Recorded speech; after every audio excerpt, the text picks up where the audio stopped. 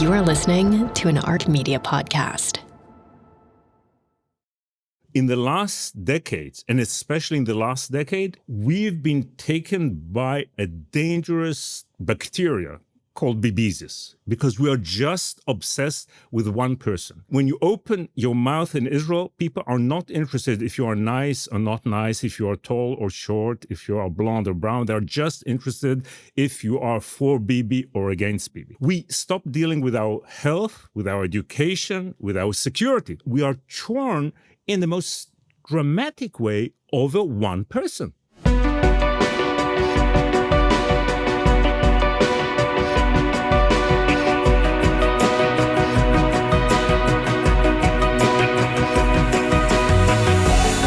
And I'm pleased to welcome back to this podcast Ari Shavit, who joins us from Tel Aviv. Ari, good to see you. Pleasure to be with you. Ari, I want to jump into this. For the better part of a decade, we have been living in a world where personality, cult of personality in some cases, plays a larger role than ideology necessarily does in shaping politics, than the role that the worldview or political philosophy plays. And it's true, by the way, this is not unique to Israel. It's true in many countries. And it is very true as it relates to Israel and the role Prime Minister Netanyahu plays. Every question in Israeli politics is where you stand vis-a-vis Netanyahu. That's the question. Less about what he stands for, but where you stand relative to him. But Israel doesn't have a two-party system. So before we define the camps of Only-Bibi and Never-Bibi, how do these two tribes map over the ideological spectrum? Where do they sit? Is it just like a right-wing bloc versus a left-wing bloc? As things stand now, Netanyahu faces, or the Rak lo Bibi, the Never-Bibi or anyone but Bibi camp has 5-6 leaders from the left, Yair Golan and the Social Democratic Doves, to the right, Lieberman, who is a hawk and a very right-wing person. So it's not the traditional right-left divide. And yet, Israel is torn over 3 major issues. One is Netanyahu, but the other 2 issues is whether Israel is more Jewish or more democratic, and then whether democracy is more direct rule of the majority or more checks and balances. So there is a kind of overlap between these 3 issues. It's not total, but the people who oppose Netanyahu, generally the democratic dimension of the identity of the country and the more liberal democratic dimension of democracy is very important for them. And all of them see Netanyahu as a dangerous phenomena. And if you wish, in a sentence, I think the feeling is that while in the past Netanyahu was a Republican American, he became a French monarch. That with all these years in power, he himself became royal, and the attitude of his supporters is not like a regular political leader, but it's the admiration for a kind of king. So that is, I think, where the divide is right now. Okay, so I just want to put a finer point on it. So you have, for instance, leaders on the right in Israel who are viewed as core to the Never-Bibi camp, the Rak lo Bibi camp, and they include people like Avigdor Lieberman, who was once Bibi's chief of staff, would arguably be considered to the right of Bibi now. He's been for some kind of either annexation or forced population removal over the years of Palestinians. You have Naftali Bennett, who was the leader, really, of the political movement representing the settlement movement. These are people ideologically and historically have been far to the right of Netanyahu, and yet, in some respects, the left today is betting on them to be part of the force that takes out Bibi. Absolutely. Look, the most striking phenomenon right now, Bennett, who's the leading opposition leader or the candidate right now, the main rival presidential candidate, if you wish, he's clearly a right-wing person who gets most of his votes from the center, from the Israeli center, because they don't care about the issue of the West Bank or other issues. The main thing is get the best person who can get Bibi out of office. Is this a new phenomenon where you have these right-wing players who are part of the Never-Bibi camp? It's relatively new. Many people in the right historically were suspicious of Bibi that he will betray them. And I want to remind you, Bibi gave the Bar Ilan speech. Bibi froze settlement building. This is a speech he gave in 2010. 2009 where he said he reckoned for the first time he would pursue a Palestinian state. Bibi endorsed his own version of the two-state solution in 2009, froze settlements, negotiated two-state solution under President Obama. So there were people on the right who were suspicious of him. But I think that what you see today with Lieberman and Bennett and others is a relatively new phenomena of people who are totally right-wing, but they think the main threat to the country is Bibi in power, and therefore they're willing to cooperate with people on the left, on the center, in order to get rid of Bibi. Okay, so then how would you define these two groups, these two camps from a demographic and an identity perspective? Who are they in Israeli society? And just take us through them. So I think what is so important to understand is that originally the Likud under Begin, and then more so under Netanyahu, created a coalition of minorities, if you wish, of social groups, somewhat resembling FDR's Democratic Party. Originally, four groups: the lower middle class, working class, and middle class Mizrahim, the ultra-Orthodox, the ultra-nationalists, and the Russians. As Lieberman broke away, we are left with three groups. So today, the Netanyahu coalition is very much these three groups. I would say that there are two driving sentiments there. One is, I would say, fear of our enemies, of our Arab neighbors, and mainly the Palestinians. And the other is resentment to white, secular Tel Aviv. So in a sense, it's a people, the battle is between the insiders and the people of the periphery. Now, what's so striking about the people on the other side, the Never-Bibi people, that in many ways, they are like, the core of it is kind of Mayflower Israel, okay? In the past, I used to describe this population as WASPs, Israel's WASPs, white Ashkenazi supporters of peace. Now, these people don't believe in peace anymore, but many of them, the core of it is white, secular Ashkenazis, anti-Bibi. It's not they don't believe in peace. That's just, I would say they have a realistic view about the prospects for peace. We know what happened. Right. So the peace was replaced by democracy, if you wish. These people now feel that democracy is in danger. So if you wish, what you have is an interesting struggle, and I think it's important in order to make peace within Israel to understand both sentiments. I think there is a profound fear among my friends and colleagues in the Tel Aviv area, liberal Israel, that really democracy is in danger, and the Israel that our grandparents has built is the very identity of it is in danger. And the people on the other side feel that the trauma of the past is very deep. And I want to concentrate for a moment on the Mizrahi population, because I think that many American Jews are not aware enough of this phenomenon. Originally, Israel was built for Ashkenazi, for European Jews. After the diaspora, Jews come from the Arab-speaking countries. Many of them feel that in the 1950s and 60s and 70s, they were dealt very badly. And they feel that by now they've arrived, okay? They have political power, they succeeded in business, they are in the army. But they feel that there are 2-3 closed clubs that they don't enter: the judiciary, the media, the civil service, up to an extent. So while the people who support Netanyahu feel that they are oppressed by an old aristocracy and they want to get in, the people inside who still hold power in Israel in many ways, fear that the Jewish democratic country, the enlightened Zionist nation, is under danger because of these powers. The issue here is not specifically territory, it's not specific this issue. Even the judiciary debate, which is so important, is an expression of those two profound feelings. So what we will see in the elections next year is the clash between fear, acute existential fear of liberal Israel on the one hand, and rage among the Netanyahu supporters who feel that they've been left out, that after all, they made it, but they didn't quite made it, and they feel that they are still discriminated against to this day. What has been the impact of this division on the country as a whole? Oh, this has been disastrous. This has been disastrous. One of the articles that I'm rather proud of that I wrote 6 years ago is called Bibizis. And I say Israel is an amazing country. I think we are the most wonderful people. We have an amazing, as you wrote in your books, we've achieved so much. In the last decades, and especially in the last decade, we've been taken by a dangerous bacteria called Bibizis, because we are just obsessed with one person.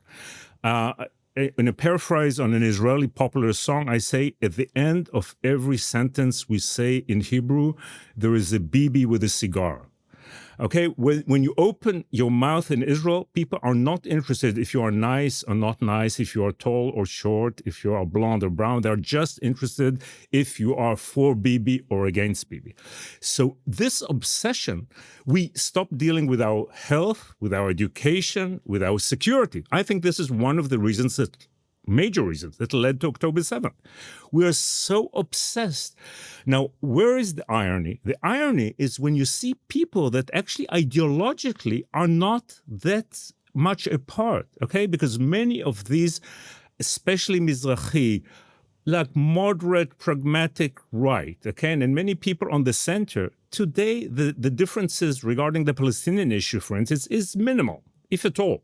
You have sometimes people are more moderate in the Likud's Netanya than in Yesh Atid's Ra'anana, okay? And yet people cannot speak to each other. They cannot listen.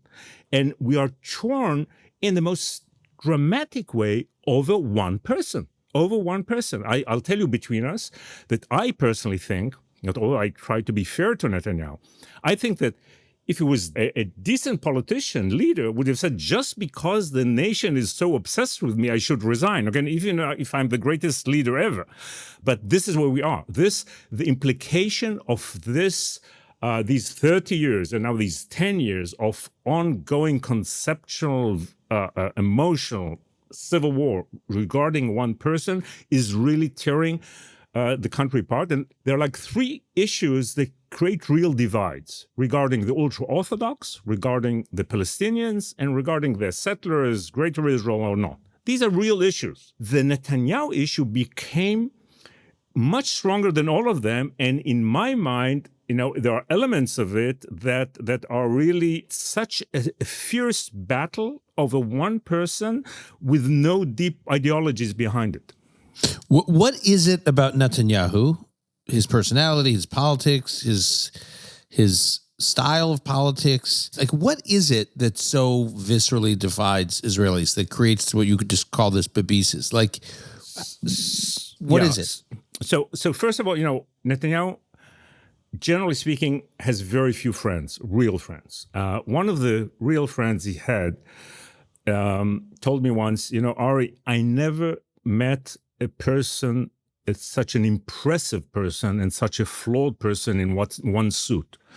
There is a combination in him of talent and flaws, which I won't go into right now, that is driving this nation nuts, for 20 years. I mean, there is something rather unique about his personality. That's number one. Number two, it is this l'état et moi syndrome.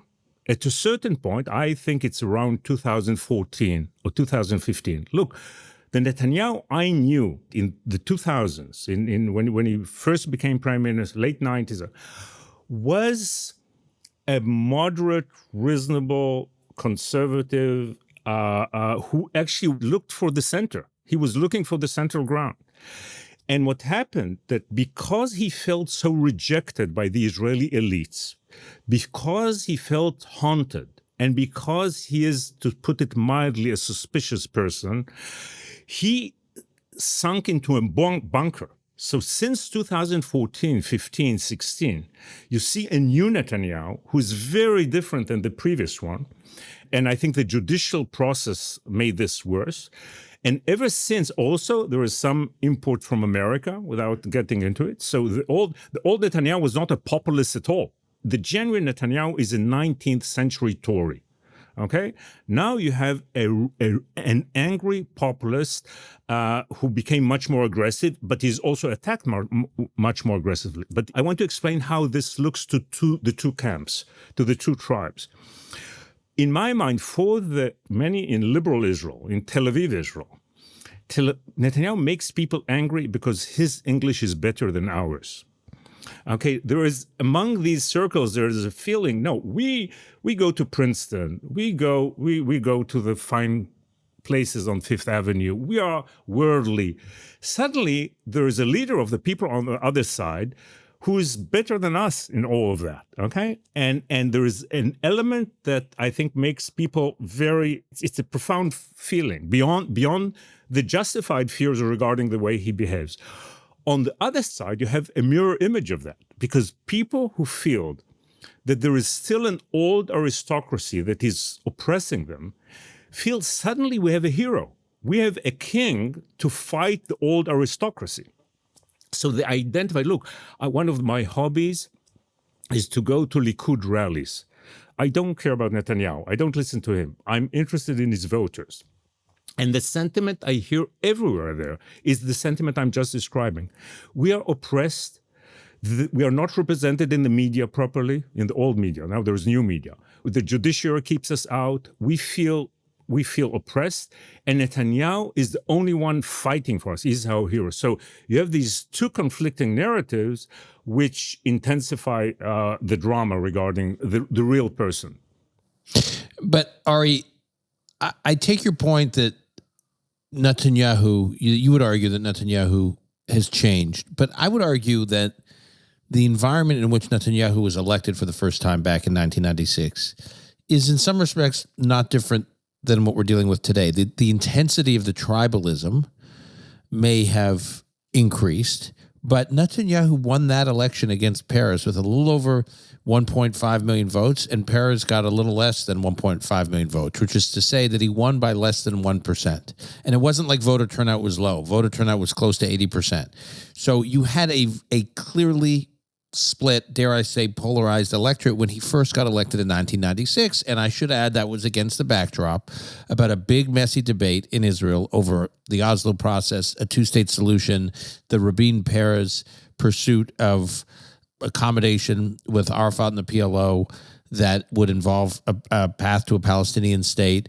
That was the cauldron from which Bibi was elected. So that was an issues-driven election of which he was a beneficiary because but it was a deeply polarized electorate, and the resentment, I remember it. The resentment towards Bibi among the same elites you're talking about now was as sneering and as sanctimonious, I should add, as it sometimes is today. So let me be transparent. I never voted for Netanyahu, and I never will. And I think this government is catastrophic. But the sentiment you described, I wrote about, I'm ashamed to say, in 1997. So Netanyahu was elected, as you say, in 1996. I think at that time there was a sentiment in liberal Israel that never forgave him for the Rabin murder. Just so our listeners to understand, as many of our listeners know, Yitzhak Rabin was assassinated in 1995, but what Ari is referring to is that there are many in the Israeli political class, the political activist class, many in the media who believe that Netanyahu stoked the hostility to the creation of the Palestinian state and the Oslo peace process so much in the 1990s that it terrified people and kind of radicalized them to the point that the environment got so hot that someone took Rabin's life in order to stop this process that Netanyahu had been warning against. So let me explain what happened. So he's elected, but and again, this is 20 years before America. The Likud supporters begin to feel there is a deep state in Israel that doesn't let the elected prime minister they just chose rule. And I think that Netanyahu was treated unfairly in his first term, because he was not given a chance. And he was not such a horrible prime minister. I mean, they had some records, some flaws, and so on. But let me defend my theory. When Netanyahu comes back, what's the first thing that he does in 2009? A unity government with Ehud Barak, of all people.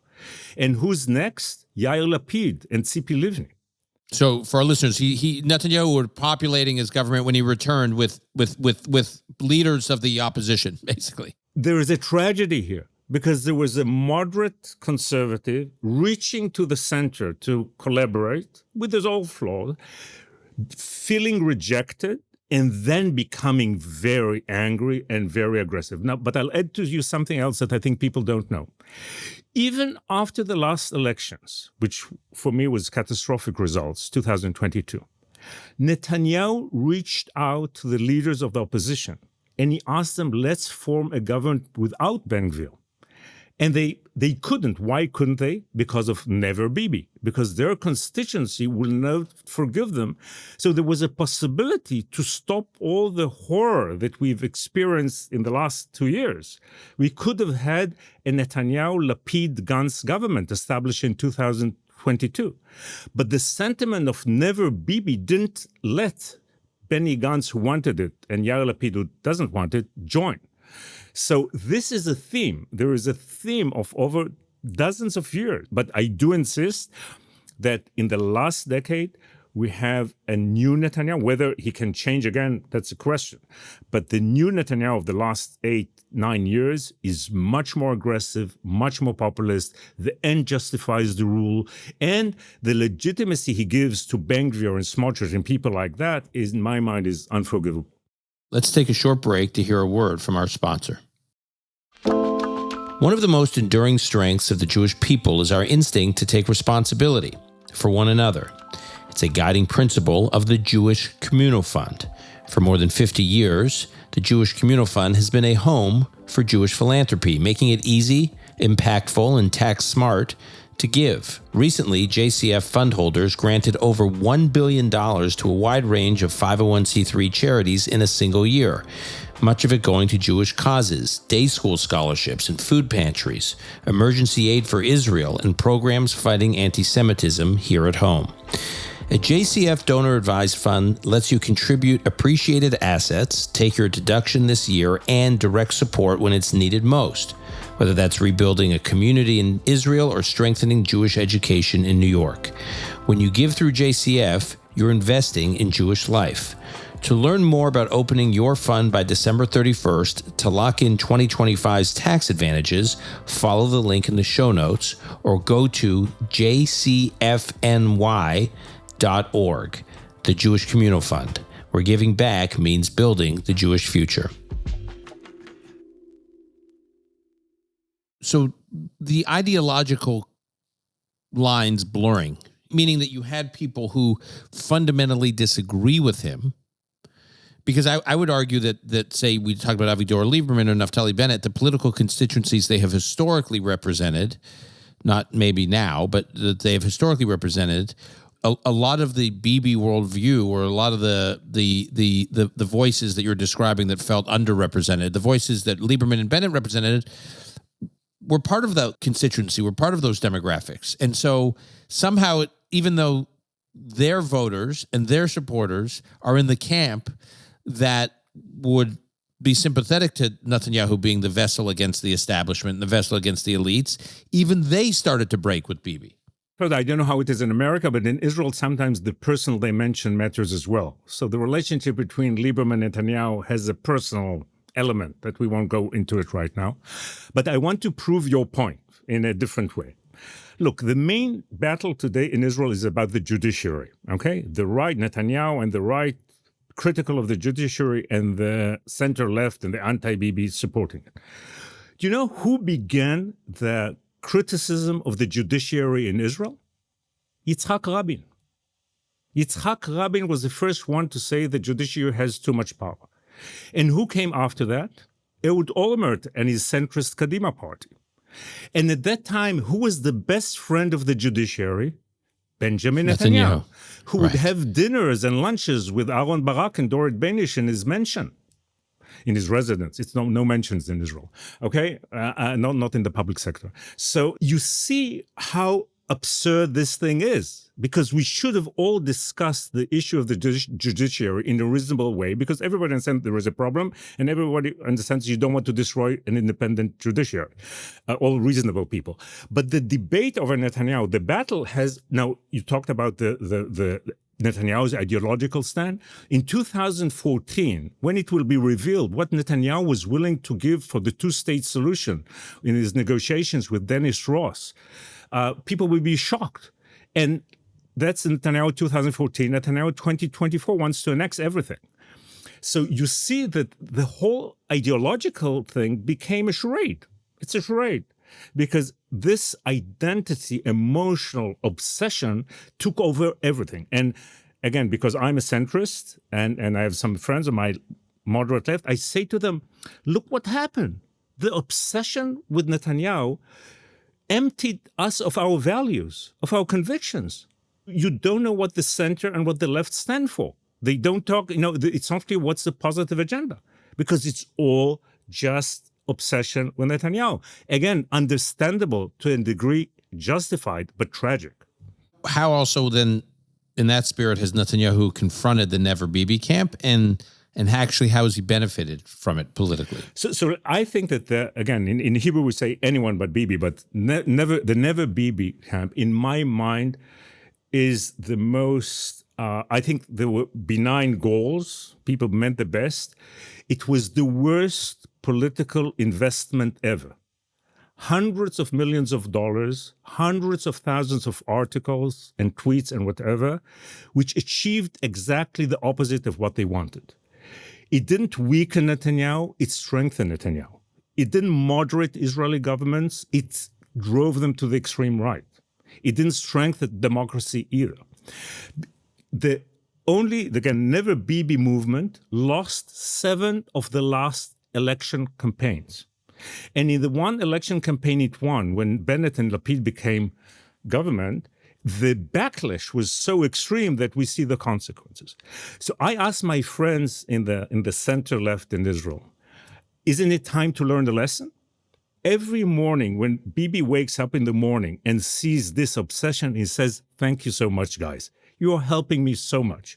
Because what does this do? It does 3 things. One, it alienates the Likud, the moderate Likud voters, because they feel that when we are obsessed with Bibi, we are condescending regarding them. We don't respect their vote. And Bibi is a master in manipulating. Number 2, he drives, as I just gave you an example, he drives Bibi to the extreme right, where he didn't want to be. And 3, as I just said, it makes the entire discussion, the most intelligent people in Israel, so well educated, bring a very shallow argument to the table because they are just obsessed with one person. Now, don't get me wrong. I think Netanyahu should go. I think the goal for Israel is to end the Netanyahu era with peace, not in courts, but in the polls. Look, I have a PhD on Netanyahu. I knew his father, I knew most of his family, his close friends. At a certain point, I'm not interested in Netanyahu anymore. I'm interested in his voters. And the tragedy is that you have there hundreds of thousands, which in Israel is a lot, of potential people who can be part of building a kind of more unified, reasonable, Jewish, democratic, national, liberal Israel, who feel alienated and are now in political alliance with Ben-Gvir and Smotrich and the ultra-Orthodox. So in my mind, the need is to try to reorganize, redefine the map, because the way right now it works is that the Just Not Bibi, the Never-Bibi movement actually achieved exactly the opposite of what it wanted to achieve. So basically you're saying that the left in Israel, but it's not really just the left anymore, but let's just call it the left, or what has become the anti-Bibi camp, which is not just the left, actually never developed a worldview and a platform to present to the electorate other than we will bring down this one person. So the hope, the expectation was that a plurality of voters would rally to the mission of taking down one politician rather than rally to a set of ideas and a governing vision for the country. Bibi's radical opponents in Israel are his best friends. The left is unpopular. The left has 10% support. It's there, but there is a strong centrist and there is a strong moderate right sentiment that both reject Netanyahu, but because they did not develop a vision, ideas, plans, you don't know what's the positive. Everything is just Bibi, Bibi, Bibi, Bibi, Bibi. That people don't listen to us. The people on the other side don't listen to us. There are two issues here. One, the country always, definitely after October 7th, needs a new deal, a new vision. We need it.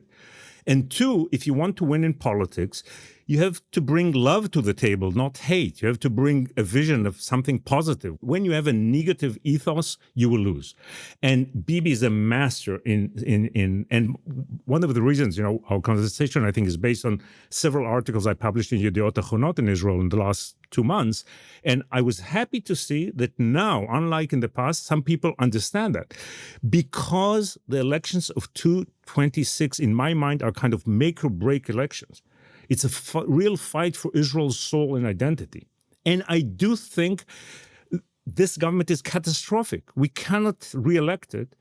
I think the need to develop new messaging and new ideas that are constructive and positive, if you bring that, Netanyahu will melt in the sun, in a sense, okay? He lives on this ongoing resentment, which builds his ability to play with identity politics. What I say to my friends on the right, I said, what has happened to you guys? You became Berkeley, okay? Because they're all into victimhood and identity politics. So ironically, I think you have some phenomena in America, but in Israel it's striking. The Israeli right has lost the commitment, to traditional conservative values. It's all, or not all, it's mostly victimhood. We are persecuted, we are oppressed, and it's identity politics. So if I think I said it to you in one of our previous conversations, I think that if liberals go back to being liberal and the conservatives go back to being conservative, we can actually build a nation, which is something we must do. This kind of sentiment, of negative sentiment on both sides, is tearing the country apart and endangering it. But you said earlier that even though Bibi wins, his supporters feel unrepresented in Israeli society. Unrepresented, I guess, in popular culture, in the media, in academia, in the judiciary, in government, in all these institutions. How is that possible if he's been in power for most of the past 30 years? So if we would have had this conversation back in 2010, it would have been very difficult for me to explain. But now, the strongest feeling of the Netanyahu voters is there is a deep state in Israel. In their mind, there is a coalition of the judiciary, the attorney general, sometimes the police, the military establishment, and the civil service to prevent them from ruling the country. I don't share that opinion, make it clear, but it's important to understand the sentiment. There was a book published in Israel. We vote time after time, we win the elections, but we never really acquire power. Now, the importance of the 2022 elections was that within the right, because when Begin won in 1977, he respected the judges, he respected the civil service, he respected the media. He was an old-fashioned, decent conservative who respected all this. Now the feeling in the Likud was, we had enough. We were civilized for 20 years. We don't have real power. Now it's our time. Now, I think it's a very dangerous populist sentiment, but this is where it is right now. And the answer they will give you, the answer Netanyahu would give you, is that they want a much stronger parliament and government and elected bodies, and to reduce the power of the unelected branches of government. And this is where I dare say we liberals have a very good reason to be terrified, because there is a sense almost of a popular revolution, a popular uprising. And the danger is that it will really destroy the Israeli democracy. I mean, the attack, in my mind, the Israeli judiciary made many mistakes, including the Netanyahu trial. But it's so dangerous to endanger the judiciary. So these sentiments, if we don't stop now, and think of October 7th, it was such a wake-up call. If we don't stop, the populist rage can really burn down the institutions of liberal democracy. So in my mind, the coming months is really like almost the last opportunity to pull back and try to bring a different option to the table that, on the one hand, will respect the sentiments of the Netanyahu voters and understand that they are, first of all, patriots and good people, and people should not be condescending towards them. But on the other hand, convince them to stop this madness. Don't go to the extreme Ben Gvir and to the extreme all kinds of members of the Likud who are now really risking the Israeli democracy. The politics in Israel, as you're laying out, are organized right now along the lines of where you stand on Netanyahu as a political figure, as a leader, his personality. Do you think that structure can actually change while he's still in power? Meaning, is that what this next election is going to be about too? Look, it's I had hope regarding that there could have been some sort of inner peace even with Netanyahu back in the early 2000s and 2010. And again, to an extent, it worked when Netanyahu came back to power in 2009. It wasn't so extreme. But things have gotten so bad now that I find it difficult. And Netanyahu is surrounded by people who are so much into this divisive poison. And they feel they have such a sense of paranoia. And I'm not saying he, but some of the people close to him are like fighting the state. So I find it difficult to hope now that there can be reconciliation with Netanyahu. I'm not saying it's totally impossible, but that's not my agenda. That's not my message. My main message is that we have to prepare Israel for the day after Netanyahu, whether it's next year or whether it's 2028 or 23. I'm not getting into it right now. And in order to do that, you have to redefine the map. I think there's an enormous moderate, pragmatic, Zionist Israeli majority, which proved itself in the war. People who work hard, fight for the country, the most creative people in the world. And right now, this group is divided because of the Netanyahu issue. And as a result of that, the center-left depend on extreme leftists, and the right, it depends on ultra-Orthodox who are not Zionists and very extremists. I think that if we rebuild Israel, I mean, the concept I believe in is Zionist unity. Let all reasonable Zionists unite and make compromises between us regarding the right, center, left issues in order to rebuild the republic as a republic, not as a monarchy. And I think that Zionist unity is crucial for Israel immediately after the next election. Zionist unity is crucial for the relationship, the alliance between us and you, between Israel and the Jewish diaspora. We cannot let the ultra-Orthodox and the extremists drive away young American Jews and European Jews from Israel. I think there is actually, the optimist in me under all this noise and poison and hate and vicious populism. I see a yearning for something new. And I think that the concept of Zionist unity should be there, whether we achieve it next year or a few years later.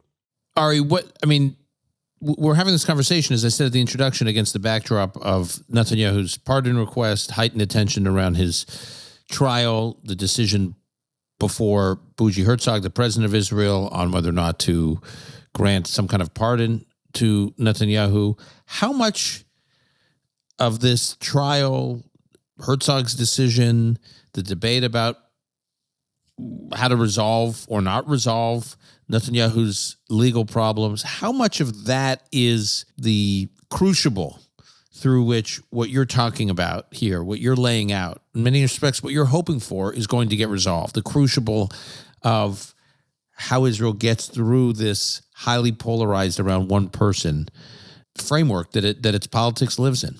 And not just his politics, its whole society lives in.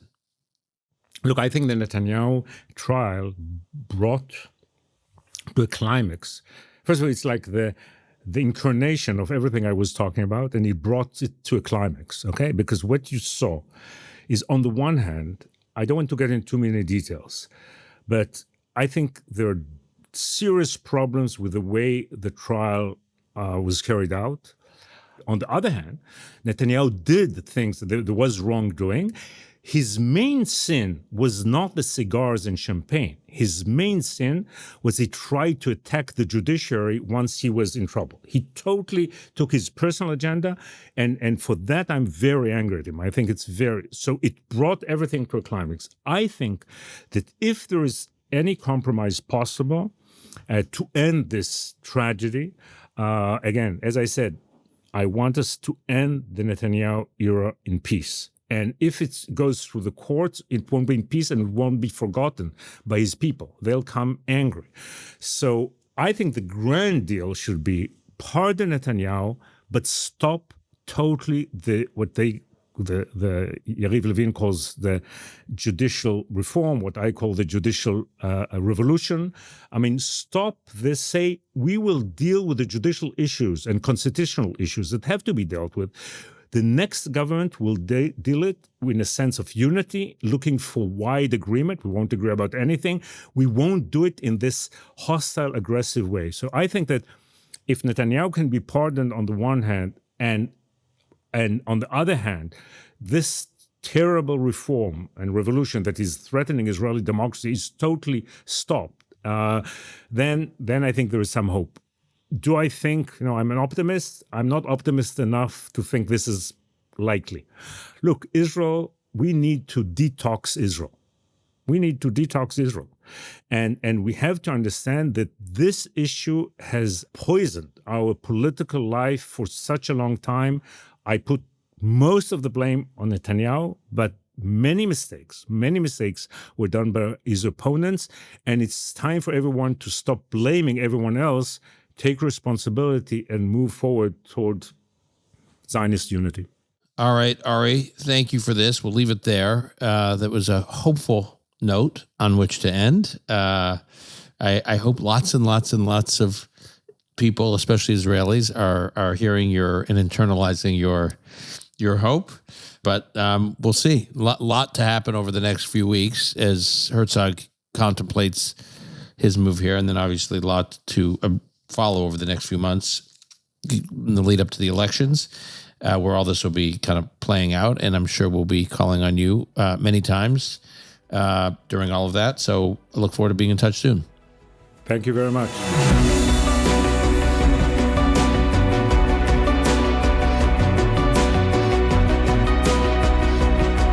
That's our show for today. If you value the Call Me Back podcast and you want to support our mission, please subscribe to our weekly members-only show, Inside Call Me Back. Inside Call Me Back is where Nadav Eyal, Amit Segel, and I respond to challenging questions from listeners and have the conversations that typically occur after the cameras stop rolling. To subscribe, please follow the link in the show notes, or you can go to arkmedia.org. That's arkmedia.org. Call Me Back is produced and edited by Ilan Benatar. Ark Media's executive producer is Adam James Levin Aredi. Sound and video editing by Martin Huergo and Mariangelis Burgos. Our director of operations, Maya Rakoff. Research by Gabe Silverstein. Our music was composed by Yuval Semo. Until next time, I'm your host, Dan Senor.